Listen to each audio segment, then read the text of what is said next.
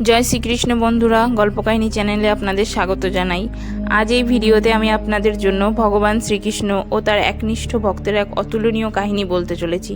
আশা করছি আপনি যদি কাহিনীটি পুরো শোনেন তো আপনার হৃদয়ে ভগবানের প্রতি ভালোবাসা অবশ্যই জন্মাবে। তো চলুন কাহিনী শুরু করা যাক। এক সময় এক সন্ন্যাসী জঙ্গলে কুটির বানিয়ে থাকতেন শ্রীকৃষ্ণের দর্শন হেতু। তিনি ভগবানের ভজন করতেন, কীর্তন করতেন। তিনি এই আশায় ছিলেন যে ভগবান শ্রীকৃষ্ণ একদিন তাকে অবশ্যই দর্শন দেবেন। একদিন জঙ্গলে এক শিকারী এলো শিকার করতে। সে জঙ্গলের মধ্যে কুটির দেখে অবাক হয়ে গেল। সে কুটিরের মধ্যে প্রবেশ করে সন্ন্যাসীকে দেখতে পেয়ে প্রণাম করলো আর জিজ্ঞাসা করলো যে আপনি কে? এই গভীর জঙ্গলে তো কেউ আসে না, আপনি এখানে কি করছেন? সন্ন্যাসী ভাবলেন, আমি যদি একে বলি যে আমি ভগবান শ্রীকৃষ্ণের অপেক্ষায় আছি, কবে তার দর্শন পাবো সেই জন্য, তাহলে তো এ কিছুই বুঝবে না। না জানি কি বুঝবে, কারণ এ তো সাদাসিধে এক শিকারী, আর এ হয়তো জানবেও না যে ভগবানের দর্শন কিভাবে হবে। সন্ন্যাসী অন্য উপায় ভাবলেন যে আমি একে ওর ভাষাতেই বোঝাবো। তারপর সন্ন্যাসী বললেন শিকারীকে, ভাই, তার আগে বলো তুমি কে, আর এখানে কেন এসেছো? তারপর শিকারী বলল, আমি তো একজন শিকারী, জঙ্গলে শিকার করতে এসেছি। সন্ন্যাসী তখনই তার মতো করে বলল, আমিও একজন শিকারী, আর আমিও এখানে শিকার করতে এসেছি। তখন শিকারী বলল, আচ্ছা সন্ন্যাসী ঠাকুর, আপনি বলুন আপনার শিকার দেখতে কেমন? আপনার শিকারের নাম কি? হতে পারে আমি আপনাকে সাহায্যও করতে পারি। সন্ন্যাসী ভাবলেন, একে কি করে বলি যে আমার শিকার কে, কিন্তু এ যখন জিজ্ঞাসা করেছে বলতে তো হবেই। এটা ভেবে সন্ন্যাসী বললেন, আমার শিকারের নাম হলো কৃষ্ণমৃগ। সে দেখতে খুবই সুন্দর, শ্যামলা গায়ের রং, মাথায় ময়ূরের পালক, আকৃষ্টকর চোখ, চুলগুলো কোঁকড়ানো, আর হাতে তার বাঁশি থাকে। সন্ন্যাসী ভগবান শ্রীকৃষ্ণের রূপ মাধুর্যের কথা বলতে বলতে ভগবানের কথা ভেবে কেঁদে ফেললেন।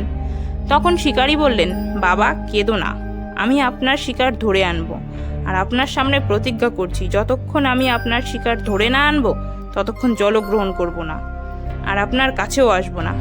এসব বলে শিকারী ঘন জঙ্গলে প্রবেশ করল, আর একটা জাল পেতে একটা গাছের উপর উঠে বসে রইল, আর অপেক্ষা করতে লাগলো এই ভেবে যে কখন কৃষ্ণমৃগ এখানে আসবে আর আমি তার শিকার করব। একদিন কাটলো, দুদিন গেল, 3 দিন হয়ে গেল কৃষ্ণমৃগের অপেক্ষায়। শিকারী জাল পেতে সেই গাছের উপরেই বসে আছে, নিচে নামেনি।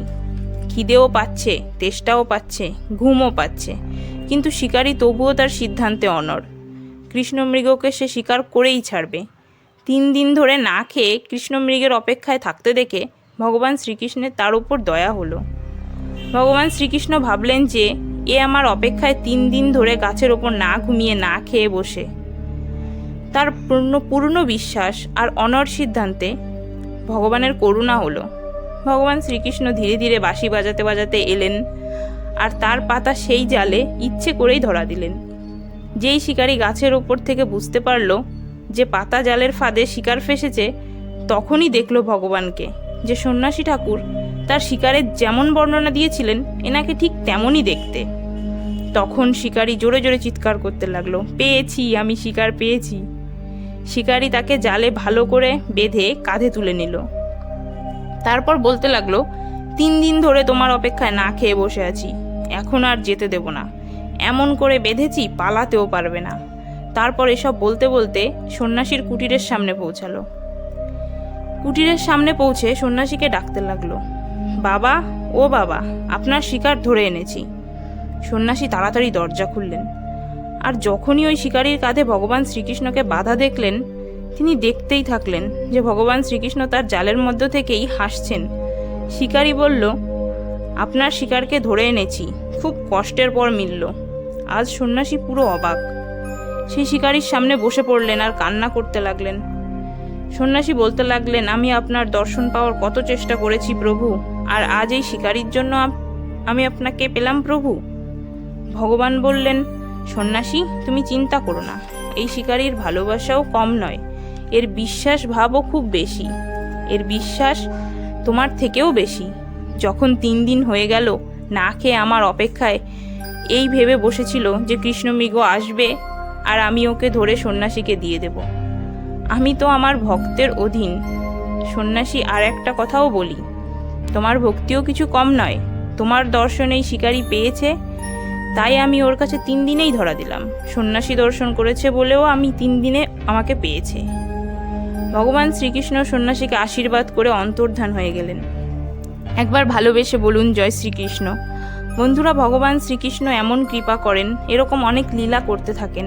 ভগবান কৃষ্ণ বঙ্কি বিহারী এখনও বৃন্দাবনে বা যেখানেই তার ভক্ত থাকে তাদের সাথে এমন লীলা করতে থাকেন।